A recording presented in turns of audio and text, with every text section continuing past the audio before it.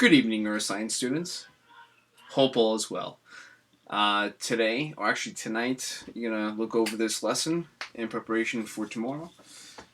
Teaching point is to differentiate the rates of heating and cooling for earth materials and to analyze phase changes. I just want to mention that these two lessons we actually did in 6th grade, and I'm just going to revisit this again this year in 8th grade in earth science.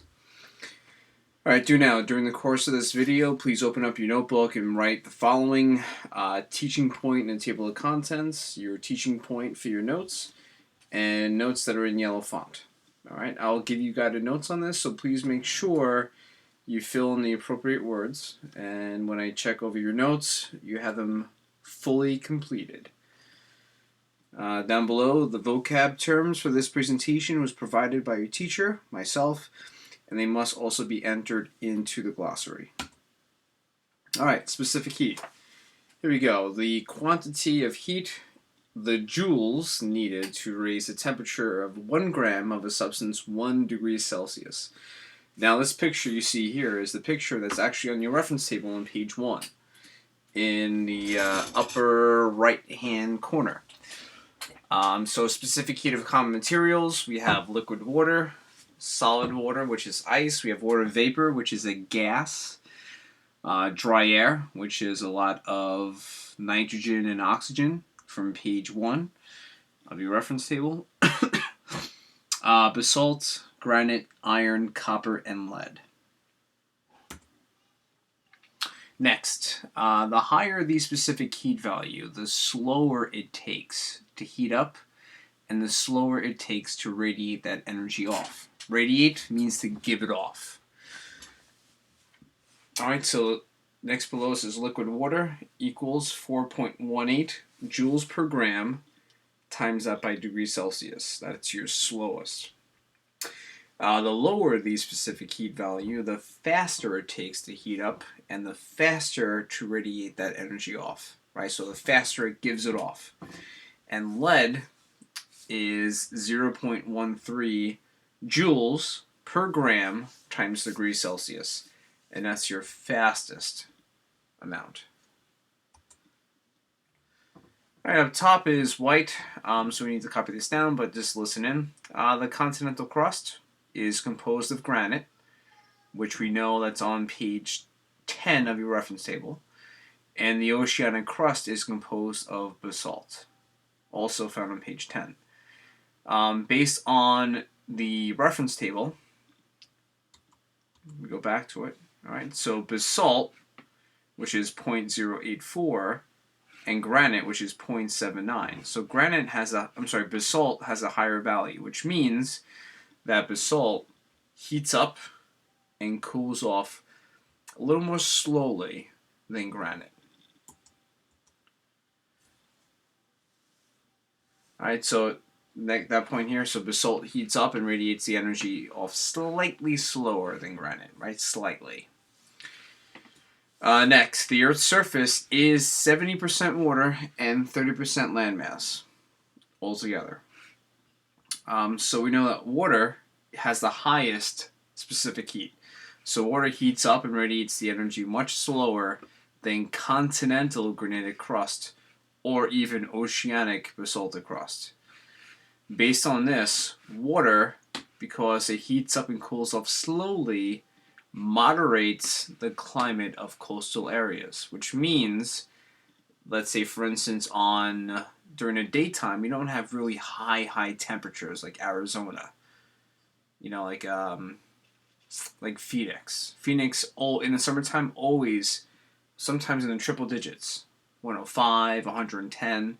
We don't rise that high. All right, so the water kind of keeps it low. So the highest we may have, might be in the mid to upper 90s. And then at night, our temperature in the summertime at night, we're dropping down to like maybe low 80s, high 70s. Whereas if you're in Phoenix, Arizona, it could be as high as 110 in the daytime, but at nighttime it can cool down to like 40 or 50 degrees. Very cold outside. So you might need, if you go out there, you might need a pair of pair of pants, and a jacket. So the water kind of keeps the climate, instead of going really high and really low, somewhere in the middle. Alright, let's go with phase changes now. So phase changes, according to your reference table, we have 4 of them. One is melting, which is a changing of a solid to a liquid. Freezing is a changing from a liquid to a solid. So melting and freezing are polar opposites, right? You need some heat to melt it, and you need some like cold temperatures. You need to lose energy, lose heat for it to freeze. Next two are also opposites. We have vaporization, which is the changing of a liquid to a gas. And we have, for example, going into a vapor phase, which is a gaseous phase. And then condensation is the changing of a gas, for example, vapor, to a liquid. This picture is pretty good too. This picture shows all the phase changes for liquid with water. So if you have a block of ice and you melt it, it goes into a liquid, and once it evaporates, it goes into a vapor. That's all to gain energy, right? Heat energy taken from the environment, so you're gaining it. Now, heat energy released is when you lose it. So when that vapor loses energy, it can condense into a liquid. So that's how you form like clouds, condensation. And then from there, if it gets even cooler, right, it loses energy, becomes cooler, then it can freeze back into ice. And there's 2 phases that skip. It can go from ice to a gas, which is called sublimation. And it can go from a gas to a solid, called deposition. These 2 terms, deposition and sublimation, really are not on the regions. I haven't seen that in the longest time, but probably you should not even need to know those 2 terms. Just please stick with melting, freezing, vaporization, and condensation. Next, heat gained or heat lost. Alright, so when water vapor changes from a solid to a liquid to a gas, it has to gain heat. When it gains heat, it moves faster, right? So molecular movement speeds up, and the distance between the molecules increase. They become bigger. So it goes from a solid, which is very close together, into a liquid, which is a little more spread out, into a gas, which is really spread out.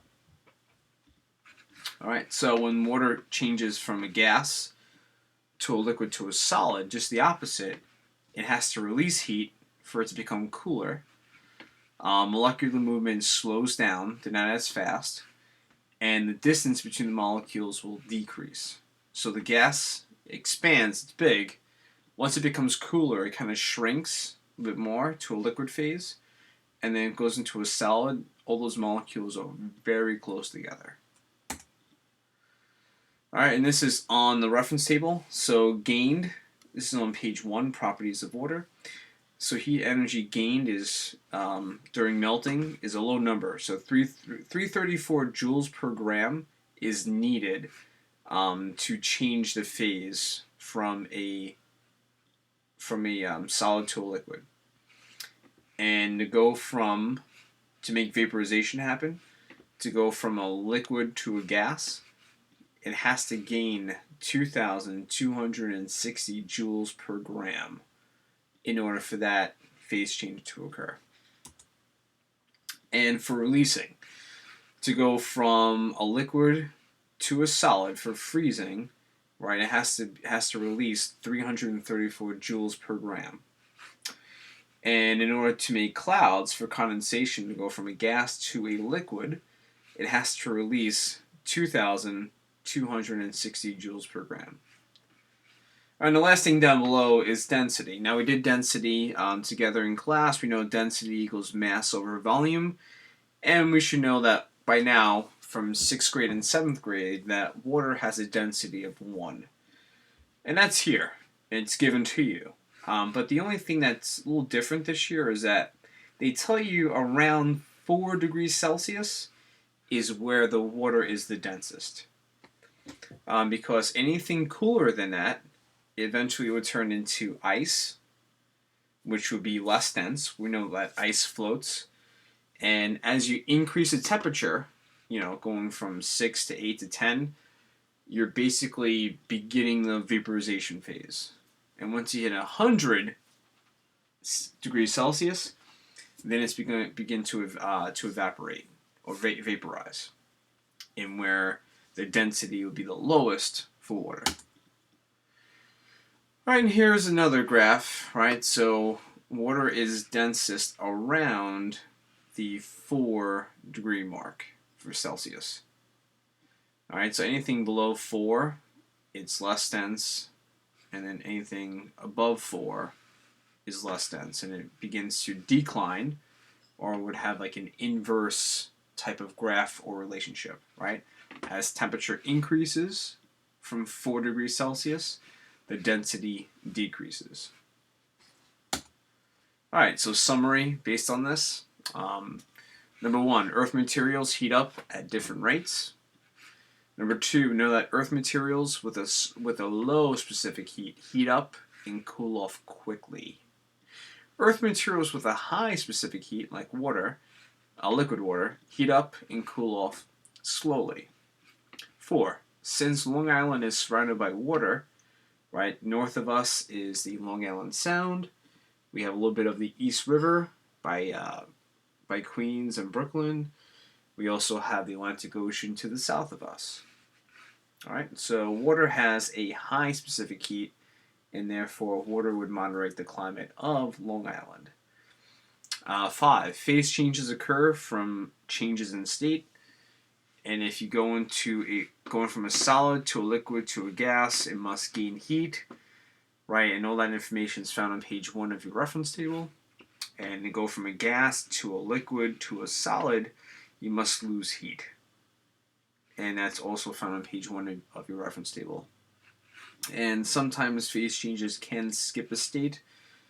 The only one example I can think of is dry ice. Right? So dry ice skips the liquid phase. It goes from a solid, and then it just vaporizes once it's exposed to the atmosphere. It goes from a solid to a gas. So dry ice, maybe it could be mentioned on the regions. All right, guys, so take this information, please. Bring your A game for tomorrow's class, and take a few questions, and we'll do a brief review of this. All right, thank you. Bye.